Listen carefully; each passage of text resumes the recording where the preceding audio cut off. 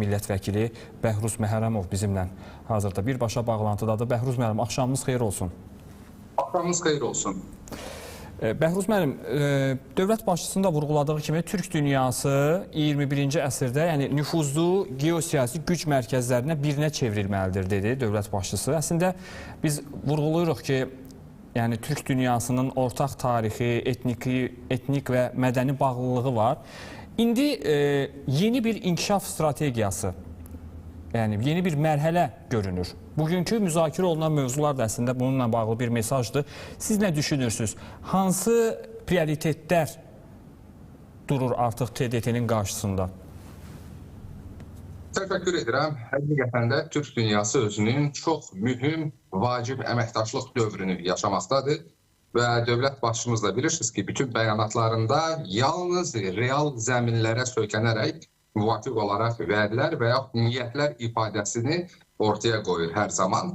Özlüyündə əslində Türk dünyası bugün Türkistanda birləşməklə, Türkistanda liderlər səviyyəsində mövcud cari müzakirə mövzusunu qabartmaqla söhbət təbii ki, rəqəmsal inkişafdan və süni intellektdən gedir. Əslində bu görüşün özünün Türkistanda, yəni Türk dünyasının qədim mənəvi paytaxtında keçirilməsi və görüşün mövzusu liderlərin səsləndirdiyi bəyanatlar, xüsusən Cənab İlham Əliyevin səsləndirdiyi bəyanatlar bizə Türk dünyasının tarixi ilə müasir gələcəyi arasında çox möhkəm körpü bağının olduğunu deməyə əsas verir. Yəni Türk dünyası özünün mənəvi tarixi keçmişini qorumaqla gələcəyə çox mühüm addımlar həmlələr etmək niyyətini ortaya qoyur.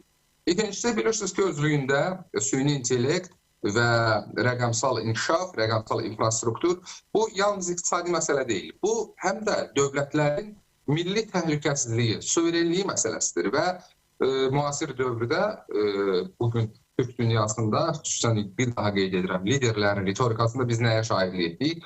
Artıq Azərbaycan da daxil olmaqla Türk dünyası bu istiqamətdə əməkdaşlığı dərinləşdirməkdə və beləliklə də özlərinin milli təhlükəsizliyinə, suverenliyinin daha da möhkəmlənməsinə töhfə vermək niyyətindədir. Burada hansı formatda etmək mümkündür? Təbii ki, ilk növbədə milli data baza resurslarının qorunması, ikincisi isə qlobal səviyyədə texnoloji asıllıqların aradan qaldırılması və bu istiqamətdə də istər Azərbaycanın, istərsə də bütövlükdə Türk dünyasının artan əlaqələri, bu istiqamətdə ortaya qoyulan iradə onu deməyə əsas verir ki, biz demək olar ki, yolun mühüm bir hissəsini qət edə bilmişik. O cümlədən elə yaxın dövr ərzində möhtərəm prezidentin Azərbaycanda fərman və sərəncamların bütövlükdə qəbul olunan hüquqi normativ aktlara biz diqqət etsək, milli rəqəmsallaşma istiqamətində müvafiq qurumların, strukturların formalaşması, rəqəmsal şuranın xüsusən birinci vitse-prezident Mehriban xanım Əliyevanın rəhbərliyi altında formalaşdırılması, ayrılıqda dövlət orqanları qarşısında ciddi vəzifələrin qoyulması, bunlar əlbəttə ki, yalnız Azərbaycan olaraq üzərimizə düşən istiqamətdə çoxsaylı cəhdlər və uğurlu, çox kifayət qədər uğurlu inkişaf tendensiyalardır. O cümlədən də qarşılıqlı olaraq bugün dövlət başçımızın nitqində də ifadə olunduğu kimi artıq biz rəqəmsal inkişafa, süni intellektə həm də tədricən Türk dünyası arasında məsafələrin daha da qısaldılması, əməkdaşlığın elektron müstəvidə daha genişlənməsi, demək olar ki, artıq bir sıra məsələlərdə dövlət başçımızın ifadə etdiyi kimi xüsusən icazə məsələləri də daxil olmaqla bir çox məsələlərdə artıq vaxt itirməyəcəyik, xüsusi bürokratik əngəllərlə qarşılaşmayacağıq.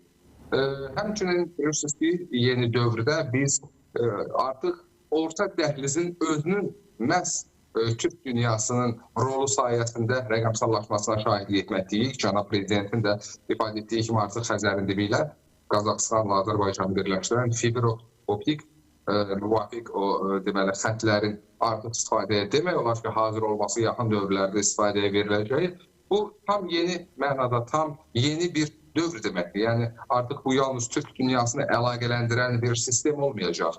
Rəqəmsal İpək yolu bu həm də bütövlükdə Türk dünyasının şərqlə qərb arasında rəqəmsal mühitin əsas əlaqələndiricisi kimi çıxış etməsinə imkan yaradacaq. Yəni perspektivlər çox böyükdür, çox ciddi iradə var və təbii ki, bu mənada hesab edirik ki, Azərbaycan prezidentinin də tədbirdə iştirakı, tədbirdəki mühüm yol xəritəsi ortaya qoyması Türk dünyasının gələcəyinin tamamilə yeni perspektivlər vəd etməsi anlamında şərh oluna bilər.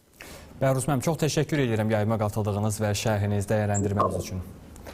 Bəli, millət vəkili Bəhruz Məhərrəmov hazırda bizimlə canlı bağlantıda idi və TDT-nin təşkilatın yeni inkişaf mərhələsi və ümumiyyətlə geosiyasi reallıqlar fonunda Türk Dövlətləri Təşkilatının qlobal arenada oynadığı roldan və onun əhəmiyyətindən danışdıq.